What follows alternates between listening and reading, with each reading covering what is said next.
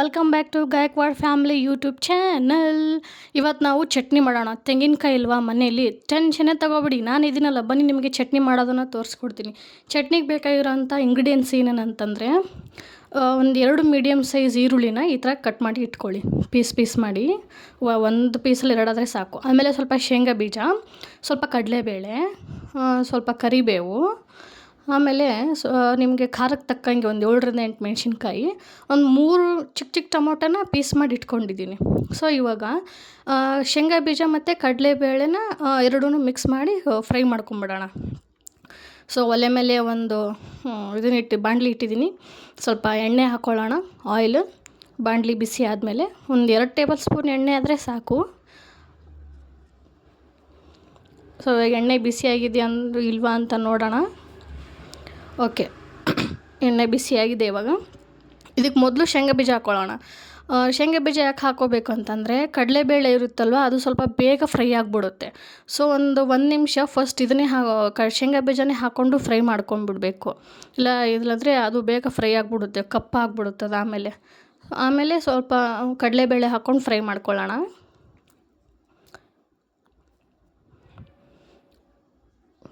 Fry ಮಾಡ್ತಾಯಿರಿ ಅದೇ ಥರ. So ಅದು ಇವಾಗ ಕಂಪ್ಲೀಟಾಗಿ ಫ್ರೈ ಆಗಿದೆ. ಇಷ್ಟಾದರೆ ಸಾಕು. ಇದನ್ನು ಎತ್ತಿ ಒಂದು ಕಡೆ ಪ್ಲೇಟಿಗೆ ಹಾಕ್ಕೊಂಡ್ಬಿಡೋಣ. ಸೊ ಅದ್ರಲ್ಲಿ ಆಯಿಲ್ ಉಳ್ಕೊಳ್ಳುತ್ತೆ ಇನ್ನು ಕೆಳಗಡೆ. ಉಳಿದಿರೋ ಆಯಿಲಿಗೆ ಎಕ್ಸ್ಟ್ರಾ ಆಯಿಲ್ ಹಾಕೋದೇನು ಬೇಡ. ಅದಕ್ಕೇ ಸ್ವಲ್ಪ ಹಸಿಮೆಣ್ಸಿನ್ಕಾಯಿ ಹಾಕ್ಕೊಂಡು ಫ್ರೈ ಮಾಡ್ಕೊಂಡ್ಬಿಡೋಣ. ಇಲ್ಲಿ ಹಾಕಿದ್ದೀನಿ ನೋಡಿ ಹಸಿಮೆಣ್ಸಿನ್ಕಾಯಿ. ನಿಮಗೆ ಖಾರ ಎಷ್ಟು ಬೇಕು ಅಷ್ಟು ನೋಡ್ಕೊಂಡು ಹಾಕ್ಕೊಳ್ಳಿ. ನಾನು ಒಂದು 7ರಿಂದ 8 ಹಸಿಮೆಣ್ಸಿನ್ಕಾಯಿ ಹಾಕ್ಕೊಂಡಿದ್ದೀನಿ, ಅಷ್ಟೇ ಸಾಕು. ಸೊ ಇದು ಇವಾಗ ಆಗಿದೆ ಫ್ರೈ, ಇಲ್ಲಿ ನೋಡ್ತಿರ್ಬೋದು ನೀವು. ಇಷ್ಟ ಫ್ರೈ ಆದರೆ ಸಾಕು. ಸೊ ಇದನ್ನ ಎತ್ತಿ ಒಂದು ಪ್ಲೇಟಿಗೆ ಹಾಕ್ಕೊಂಬಿಡೋಣ. ಮತ್ತು ಅದರಲ್ಲೇ ಇನ್ನೂ ಸ್ವಲ್ಪ ಆಯಿಲ್ ಉಳ್ಕೊಂಡಿರುತ್ತೆ, ಎಕ್ಸ್ಟ್ರಾ ಆಯಿಲ್ ಹಾಕೋ ಅವಶ್ಯಕತೆ ಇರೋಲ್ಲ. ಸೊ ಅದಕ್ಕೇ ಇವಾಗ ಈರುಳ್ಳಿ ಮತ್ತು ಟೊಮೆಟೊನ ಹಾಕ್ಕೊಂಡು ಫ್ರೈ ಮಾಡ್ಕೊಂಬಿಡೋಣ. ಟೊಮೆಟೊ ನೀರು ಬಿಟ್ಕೊಳ್ಳುತ್ತಲ್ವ, ಸೊ ಎಕ್ಸ್ಟ್ರಾ ಆಯಿಲ್ ಹಾಕೋ ಅಂಥ ಅವಶ್ಯಕತೆ ಏನಿರಲ್ಲ. ಇದರಲ್ಲೇ ನೀಟಾಗಿ ಫ್ರೈ ಆಗಿಬಿಡುತ್ತೆ. ಇದು ಫ್ರೈ ಆಗ್ತಾ ಇರಲಿ, ನನಗೊಂದು ಹಾಡು ನೆನಪಾಗ್ತಾಯಿದೆ. ಅದೇನೆಂದರೆ, ಇಡ್ಲಿ ದೋಸೆ ಸಾಂಬಾರ್ ಚಟ್ನಿ ಆ ಥರ ಸಾಂಗ್ ನೆನಪಾಗುತ್ತೆ ನನಗೆ ಈ ಚಟ್ನಿ ಮಾಡೋ ಟೈಮಲ್ಲಿ.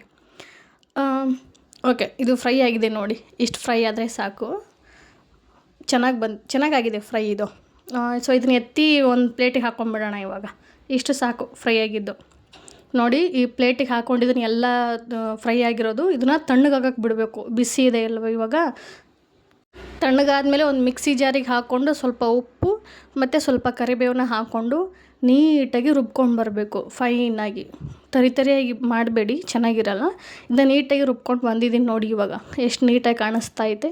ಈ ಥರ ಪೇಸ್ಟ್ ಆದರೆ ಸಾಕು ಚಟ್ನಿ. ಸೊ ಇದಕ್ಕೊಂದು ಎಣ್ಣೆ ಹಾಕಿ ಒಗ್ಗರಣೆ ಕೊಟ್ಕೊಂಬಿಡೋಣ. ಸಪ್ರೇಟ್ ಎಣ್ಣೆ ಕಾಯಿಸ್ಬಿಟ್ಟು ಇದಕ್ಕೆ ಹಾಕ್ಕೊಂಬಿಡಿ. ಸೊ ಇವಾಗ ನಮ್ಮ ಚಟ್ನಿ ರೆಡಿ ಆಯಿತು. ತೆಂಗಿನಕಾಯಿ ಹಾಕದೆ ಮಾಡಿರೋಂಥ ಚಟ್ನಿ. ಇದು ದೋಸೆ, ಇಡ್ಲಿ, ಪಡ್ಡು, ಆಮೇಲೆ ರೈಸ್ ಬಾತ್ಗೆ ನೀವು ಯಾವುದಕ್ಕೆ ಬೇಕಾದರೂ ಹಾಕ್ಕೊತೀನಿ. ಈವನ್ ಬಿಸಿ ಚಪಾತಿಗೆ ಹಾಕ್ಕೊತಿದ್ರು ಕೂಡ ಚೆನ್ನಾಗಿರುತ್ತೆ. ಈ ಚಟ್ನಿ ಮಾತ್ರ ಎಲ್ಲದಕ್ಕೂ ಕಾಂಬಿನೇಷನ್ ಚೆನ್ನಾಗಿರುತ್ತೆ. ಸೊ ನೋಡಿದ್ರಲ್ಲ ಚಟ್ನಿ ಮಾಡೋದನ್ನು, ಹೇಗೆ ಅನ್ನಿಸ್ತು ಅಂತ ಕಮೆಂಟ್ ಮಾಡಿ. ನೀವು ಕೂಡ ಮನೇಲಿ ಟ್ರೈ ಮಾಡಿ. Thanks for watching. ಇದೇ ರೀತಿ ರೆಸಿಪಿಗಳನ್ನ ನಾನು ಶೇರ್ ಮಾಡ್ತಾ ಇರ್ತೀನಿ. Love you all. ಬಾಯ್.